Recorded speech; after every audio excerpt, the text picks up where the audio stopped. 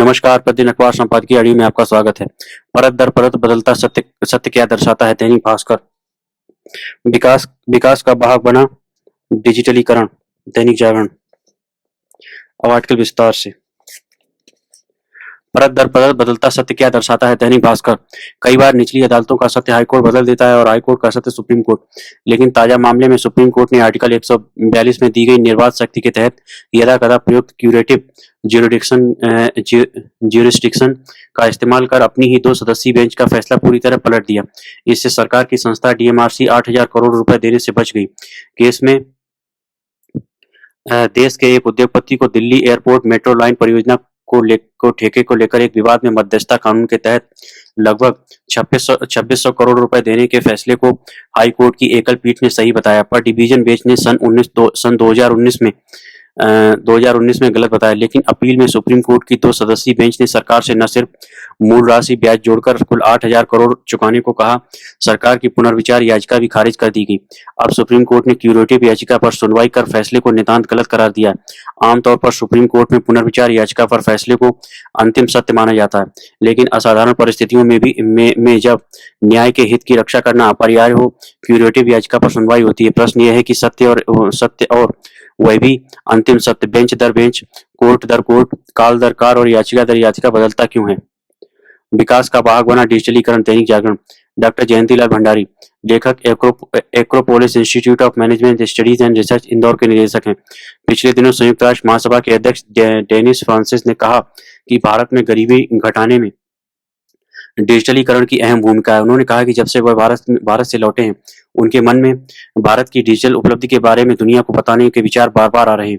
भारत में सिर्फ एक मोबाइल और डिजिटलीकरण मॉडल के उपयोग से लाखों लोगों को औपचारिक आर्थिक प्रणाली से जोड़ने में मदद मिली है। डिजिटलीकरण भारत में वित्तीय समावेशन में सहायक बनने के साथ ही लागत घटाने, अर्थव्यवस्था को अधिक कुशल बनाने और सेवाओं को सस्ता करने में भी प्रभावी योगदान दे रहा है। इससे भारतीय अर्थव्यवस्था को अधिक प्रतिस्पर्धी बनाने में मदद मिल रही है। ये सब भारत से मिले ऐसे डिजिटल सबक हैं जिन्हें अंतर्राष्ट्रीय समुदाय के साथ साझा किया जा सकता है।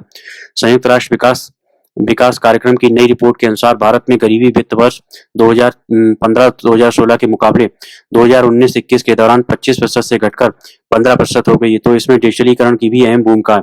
विश्व बैंक और अंतर्राष्ट्रीय मुद्रा कोष ने भी भारत में बहुआयामी गरीबी घटाने के मामले में डिजिटल व्यवस्था की सराहना की है। नीति आयोग की तरफ से जारी बहुआयामी गरीबी इंडेक्स में कहा गया है कि पिछले 9 वर्षों में भारत में करीब 25 करोड़ लोग बहुआयामी गरीबी की दायरे से बाहर आ गए हैं, लेकिन अभी भी भारत में करीब 15 करोड़ लोग गरीबी का सामना कर रहे हैं। बहुआयामी गरीबी कम करने में सरकार की विभिन्न लोक कल्याणकारी योजनाओं और देश में आम आदमी तक पहुंची डिजिटल सुविधाओं ने प्रमुख भूमिका निभाई है। इसमें प्रधानमंत्री गरीब कल्याण अन्न योजना ने अहम योगदान दिया है, जिसके तहत कमजोर वर्ग के 80 करोड़ से अधिक लोगों को मुफ्त खाद्यान्न दिया जा रहा है। निसंदेह गरीबी को घटाने और आम आदमी के लाभ से जुड़ा भारत का डिजिटल विकास वैश्विक मंच पर चमक रहा है। कमजोर वर्ग के 50 करोड़ से अधिक लोगों को जनधन खातों के माध्यम से बैंकिंग प्रणाली से जोड़ा गया है। डिजिटलीकरण ने भारतीय अर्थव्यवस्था को औपचारिक बनाने और आधार ने लीकेज को कम करते हुए लाभार्थियों को प्रत्यक्ष लाभ हस्तांतरण डीबीटी के जरिए भुगतान में मदद की है। इस तरह वर्ष 2014 से लागू की गई डीबीटी योजना एक वरदान की तरह दिखाई दे रही है। इन्फोसिस के सह संस्थापक नंदन नीलेकर्णी का भी कहना है कि भारत ने अपने अनोखे डिजिटल सार्वजनिक बुनियादी ढांचे और नई डिजिटल पूंजी के सहारे पिछले 10 साल में वह कर दिखाया है जो पारंपरिक तरीके से कम करने में 5 दशक लग जाते। यानी भारत ने पिछले 1 दशक में मजबूत डिजिटल ढांचे से डिजिटलीकरण में एक लंबा सफर तय कर लिया है। कुछ अन्य प्रमुख वैश्विक अध्ययनों में भी डिजिटल अर्थव्यवस्था को भारत की नई शक्ति बताया गया है। Digital council for research on international economic relations और वैश्विक उपभोक्ता इंटरनेट समूह प्रोसेस की रिपोर्ट में कहा गया है कि डिजिटल अर्थव्यवस्था की वैश्विक रैंकिंग में अब भारत अमेरिका और चीन के बाद दुनिया के तीसरे नंबर का सबसे बड़ा देश बन गया है। ब्रिटेन चौथे और जर्मनी 5वें क्रम पर है।